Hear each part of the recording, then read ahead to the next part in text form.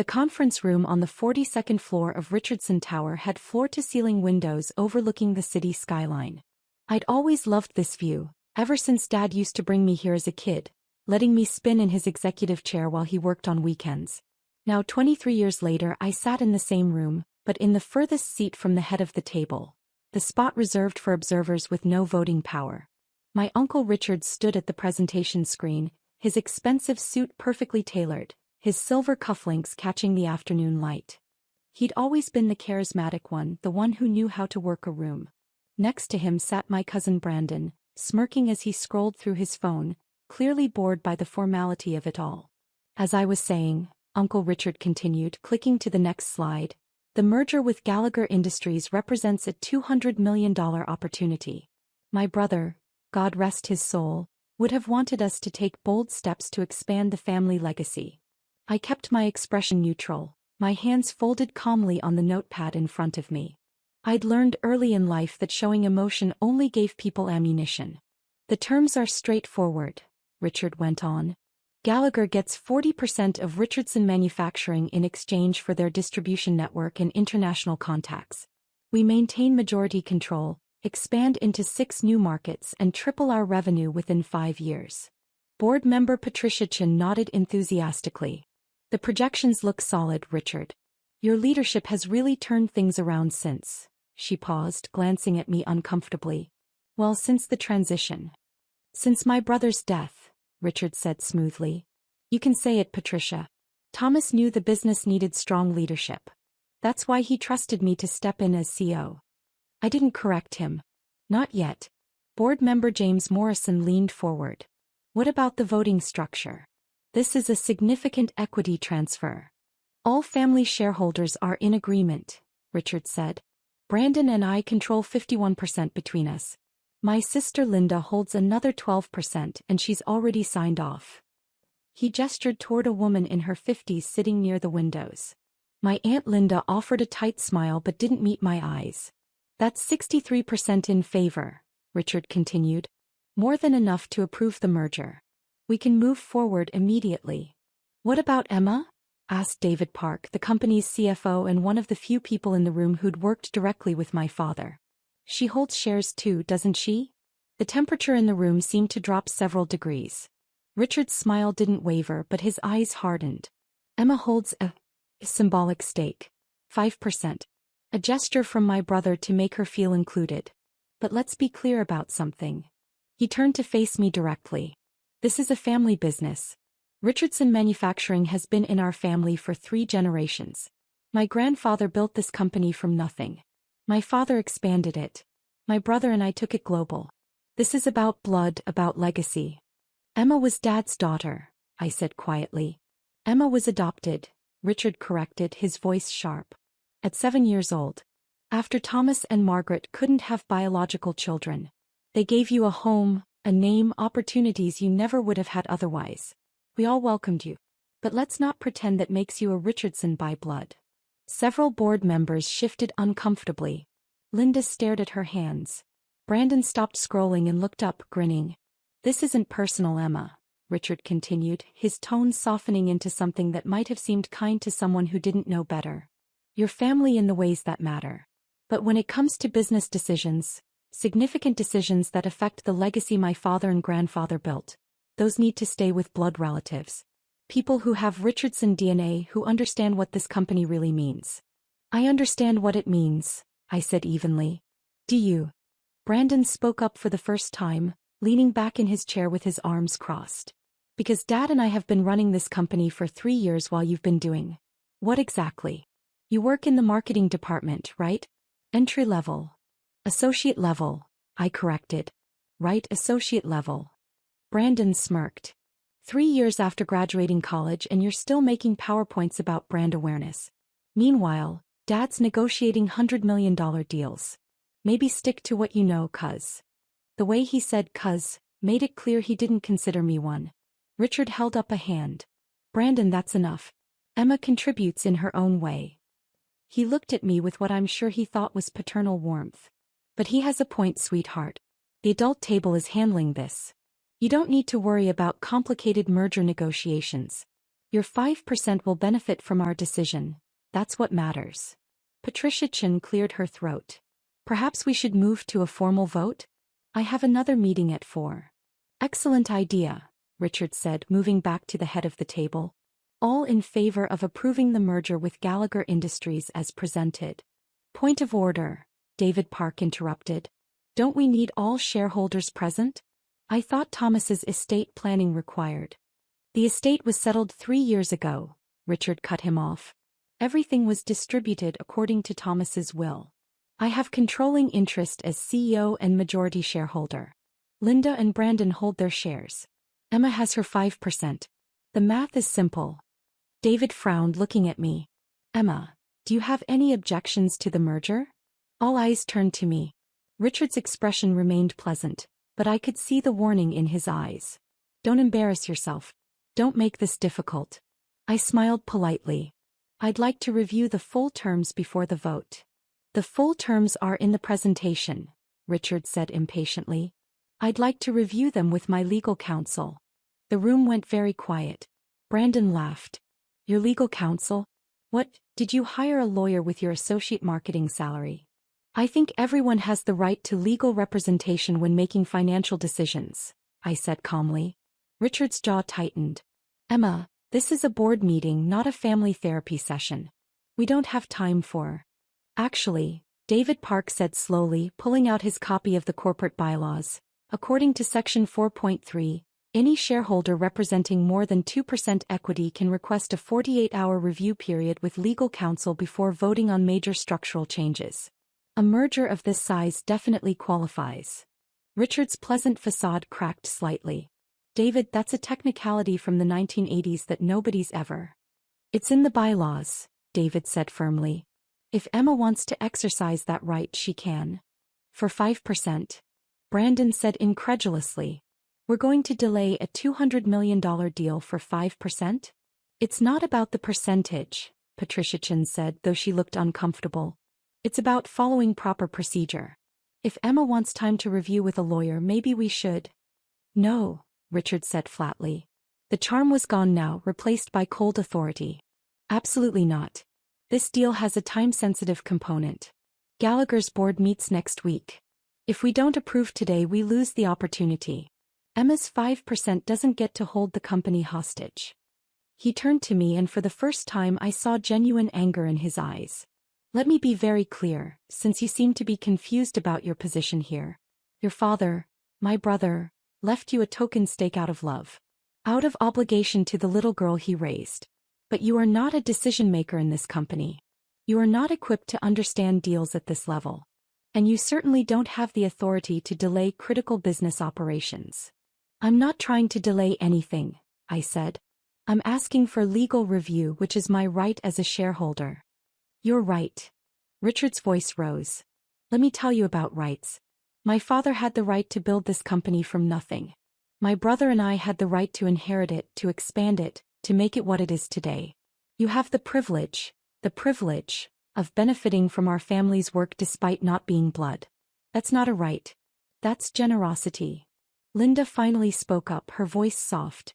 Richard, maybe we should just. Stay out of this, Linda, Richard snapped. He focused back on me. You want to know the truth, Emma? Thomas felt guilty. He and Margaret spent years trying for a biological child, failing over and over. Adoption was Margaret's idea, and Thomas went along with it to make her happy. When she died 5 years later, he was stuck raising someone else's kid. He did his best. He gave you everything. But you were never supposed to be in this boardroom. The words hung in the air. Several board members looked away. David Park's expression had gone stony. He kept my voice steady. Is that why Dad put me through Harvard Business School? Because I was never supposed to be in a boardroom. He put you through Harvard because that's what good parents do, Richard said. It doesn't mean you belong at this table making decisions about the family company. You got your degree, you got your job, you got your token shares. Be grateful and step aside. Brandon leaned forward, energized by his father's anger. Look, Emma, nobody's trying to hurt your feelings. But facts are facts. You're not a real Richardson. You don't have the history, the blood, the understanding of what this company means to our family. Dad's right. You should be grateful for what you have and let the actual family handle the business. The actual family, I repeated softly. Yes, Richard said. The actual family. The people who built this. The people who have Richardson blood running through their veins. That's how family businesses work, Emma. Legacy passes through bloodlines. That's not cruel, it's just reality. I nodded slowly, reaching for my phone. I understand. Good, Richard said, relief flooding his features. Then we can move forward with the vote. Actually, I said, typing a quick message, I'd still like my legal counsel present. Richard's face flushed red. Did you not hear anything I just said? We are voting now. Your 5% doesn't get a veto. This is happening. I heard everything you said about blood and legacy and who the real family is. I looked up from my phone. That's exactly why I want my lawyer here. Your lawyer isn't going to change mathematics, Brandon said. We have 63%. You have 5. Even if you vote no, you lose. Then what's the harm in waiting 15 minutes? I asked. Richard slammed his hand on the table. Because I am the CEO of this company and I am telling you that we are voting now. This is my boardroom, my company, and you do not get to. The conference room door opened. My lawyer, Margaret Chin, no relation to board member Patricia, walked in carrying a leather briefcase. She was in her 60s, with gray hair pulled back in an elegant bun and the kind of quiet authority that comes from 40 years of corporate law. Behind her came 2 more people. James Rodriguez from Whitmore and Associates, one of the city's top M&A firms, and Catherine Park from the Securities and Exchange Commission's regional office. The room went completely silent. Good afternoon, Margaret said pleasantly. I apologize for interrupting. I'm Margaret Chin representing Emma Richardson. These are my colleagues James Rodriguez and Catherine Park, who are here to observe the proceedings. Richard stared at her. This is a private board meeting. With SEC implications given the merger size and structure, Catherine Park said, opening her tablet. We have the right to observe any vote on structural changes exceeding $50 million in publicly traded companies. We're not publicly traded, Brandon said. You have corporate bonds on the open market, James Rodriguez said. That triggers certain oversight requirements. We're just here to ensure everything is above board. He smiled. No pun intended. Richard's face had gone from red to pale. Emma, what is this? Legal counsel, I said simply. As is my right under Section 4.3. Margaret Chin walked to the table and set down her briefcase. I've reviewed the merger proposal with Gallagher Industries. Very interesting terms. I have a few questions before any vote proceeds. We've already discussed the terms extensively, Richard said, his voice tight. This is a formality. The vote is happening. The vote will happen when all shareholders are properly informed, Margaret said. He pulled out a document. Mr. Richardson, you stated that you control 51% of company shares between yourself and your son, correct? That's correct.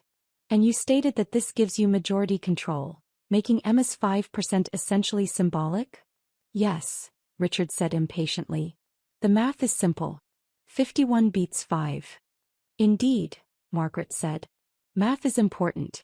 Let me ask you something. When was the last time you reviewed the complete shareholder registry?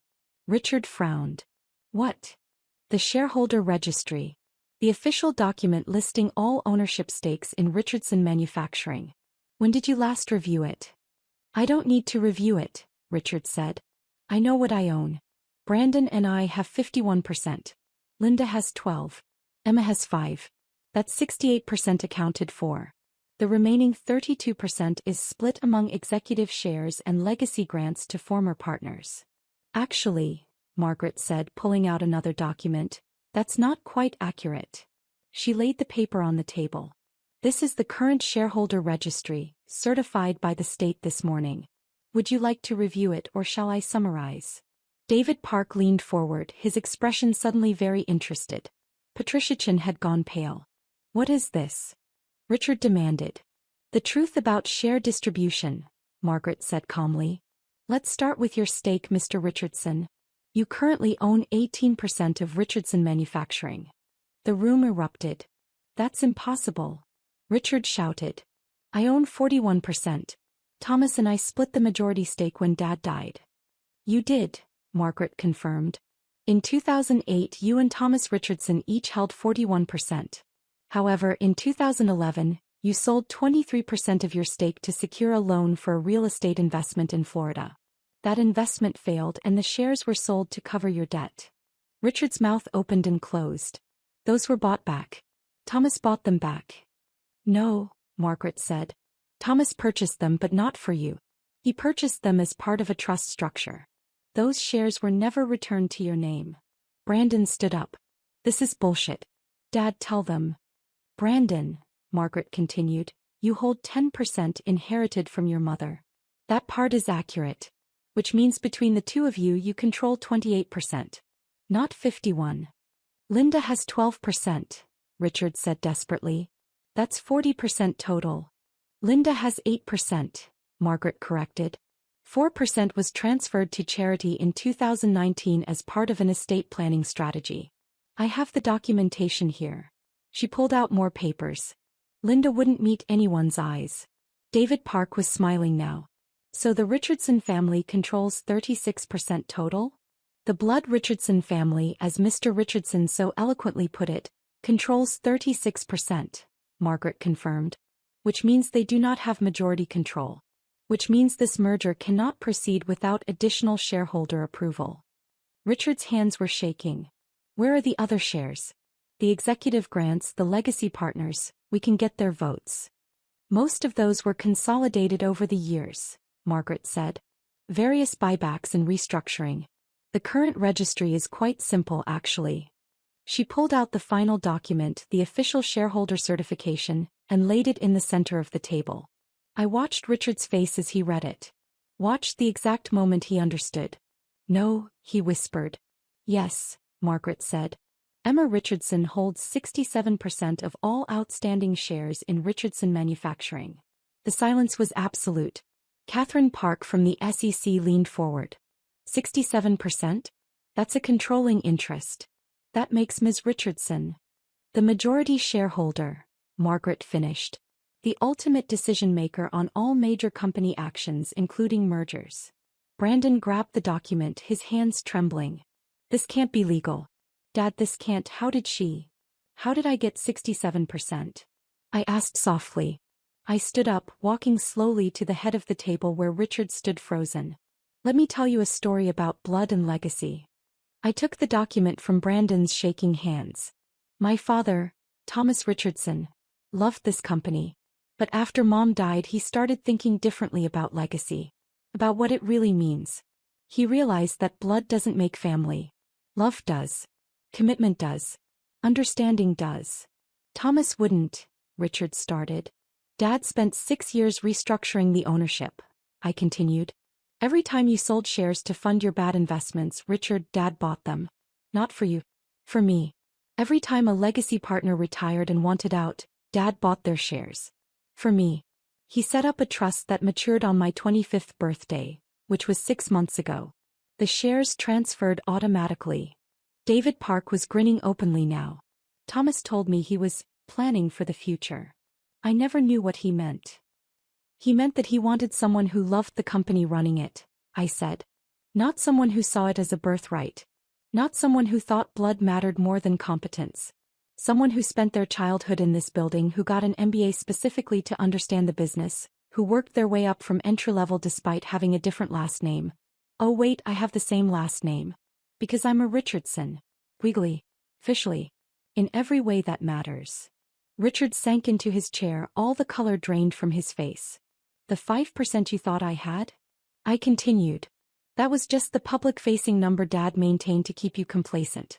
The truth was in the trust documents, which I assume you never bothered to read. Too busy making decisions at the adult table. I looked at Brandon. I work in marketing as an associate because I wanted to learn the business from the ground up. Dad taught me that real leaders understand every department. I've spent 3 years learning what actually sells our products, what customers want, how the market works. While you were scrolling through Instagram during board meetings. Brandon's face had gone bright red, but he said nothing. I turned to Linda. You knew, didn't you? My aunt finally met my eyes. Thomas told me before he died. Made me promise not to say anything until the trust matured. He said you needed time to learn the business without interference. Without Richard trying to manipulate you or cut you out. And you just let Richard think he was in control? Linda's voice was quiet. Thomas was very specific. He wanted Richard to show his true colors. To prove whether he respected the company or just wanted power. She looked at her brother. I'm sorry, Richard. But today you proved everything Thomas feared. Richard looked up at me and for the first time I saw real fear in his eyes. Emma, I didn't mean what I said about blood and adoption. I was just being honest, I finished. I appreciate that, actually. It makes this easier. I opened my own briefcase and pulled out a folder. The merger with Gallagher Industries is rejected. The terms are terrible. You were selling our distribution rights far too cheaply, and the international contacts you mentioned are outdated. I've had 6 months to review every deal you've made, Sir Richard, and I have to say, Dad was right to worry. James Rodriguez pulled out his own documents. Ms. Richardson has asked me to review potential restructuring options. We have several recommendations regarding leadership changes. Richard stood up so fast his chair fell backward. You can't fire me. I'm family. I'm your uncle. You just spent 20 minutes explaining that I'm not really family, I said calmly. That this business should stay with blood relatives. That I don't belong at this table. I smiled. So by your own logic, you should respect the majority shareholder's decision, regardless of family relationships. It's just business, right? Emma, please. Effective immediately, I'm assuming the role of CO, I said. Richard, you're being moved to senior advisor, non-voting position. Brandon, your position as VP of Development is under review pending an audit of your project outcomes over the past 3 years. Linda, I'd like you to stay on the board if you're willing. Linda nodded, tears in her eyes. Thomas would be so proud of you. David, I continued, I want you to work with Margaret and James on establishing new oversight protocols. No more unilateral decisions. Every major action gets proper review. David Park was beaming. Absolutely. It'll be just like working with your father again. Patricia, James Morrison, the rest of the board, I hope you'll stay on. I value your experience. But let's be clear. This company is going in a new direction. One based on competence, not bloodlines. I turned back to Richard, who had collapsed back into his chair. You're not fired, Uncle Richard. Despite everything you said today, you're still family. You'll keep your salary, your office, your benefits. But you're done making decisions. Because as you so clearly explained, this is a family business. And I'm the majority of this family now. Catherine Park stood up. I think we have what we need from an oversight perspective. Ms. Richardson, you'll need to file the appropriate change of control notifications with our office within 10 days. Already prepared, Margaret Chen said, handing her a folder. Along with the updated corporate structure and new board composition. Efficient, Catherine said approvingly. Nice to see proper planning for once. She nodded to me. Congratulations, Ms. Richardson. Good luck. As the SEC observer and the lawyers began packing up, Richard finally found his voice again. You planned this. All of it. The questions about legal review making me angry, getting me to say. I didn't make you say anything, I interrupted quietly. I gave you the opportunity to treat me with respect, to include me in the decision-making process, to act like family. You chose to talk about blood and legacy and who really belongs. Those were your words, Uncle Richard. Your beliefs. I just let you express them in front of witnesses. Brandon slammed his fist on the table. This is revenge. You're punishing us for 3 years of condescension? For being called an adopted kid, like it's an insult? For being excluded from meetings and decisions? I shook my head. No, Brandon. This isn't revenge. This is responsibility. Dad left me 67% because he trusted me to run this company properly. Everything I'm doing is about protecting Richardson Manufacturing, not punishing you. Bullshit, Brandon spat. You're loving this. Finally getting to be in charge, getting to...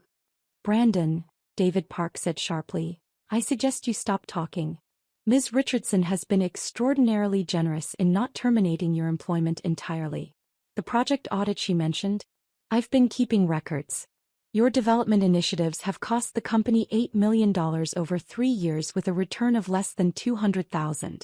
If she wanted revenge, she'd have security escort you out right now. Brandon's mouth snapped shut. I gathered my materials. We'll have a full board meeting next Monday to discuss the new strategic direction. I expect everyone to review the materials I'll send this weekend. We have a lot of work to do to fix the damage from the past 3 years. Damage? Richard said weakly. I increased revenue by 40%. You increased gross revenue by cutting quality control, outsourcing key manufacturing, and underpaying staff, I said. Net profit is up 12%, but employee turnover is at 60%. We've had 3 product recalls and customer satisfaction scores have dropped 28 points. I've spent 6 months analyzing every metric, Richard.